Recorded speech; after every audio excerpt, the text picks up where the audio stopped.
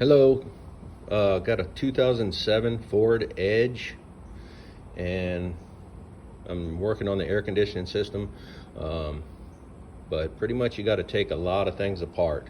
So I'm just replacing the serpentine belt and also the alternator and the tensioner along with it, just so I don't have to get in there and do anything again. But here's a quick trick to help you when you're changing the serpentine belt.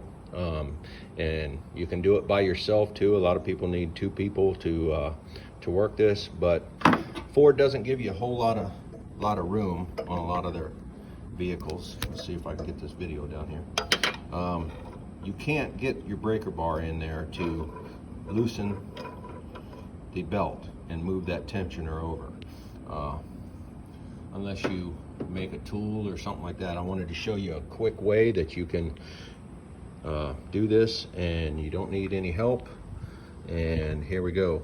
I'm gonna do the best I can here and doing it on an iPhone. So what you need is 20 inch piece of PVC. I just got 1 inch PVC and handy dandy simple crescent wrench.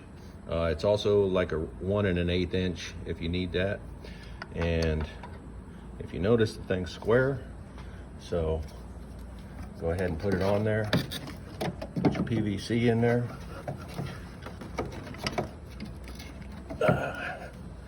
Crank it over.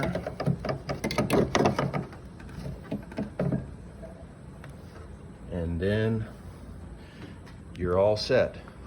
That's holding it in the loose position. And now you can work your serpentine belt on by yourself. And hope this helps many of you out there that need to replace a belt. It can be a bear. All right, and there's lots of other videos on what you need to take off to change a belt. But there you go. Have a great day. God bless, and thanks for watching.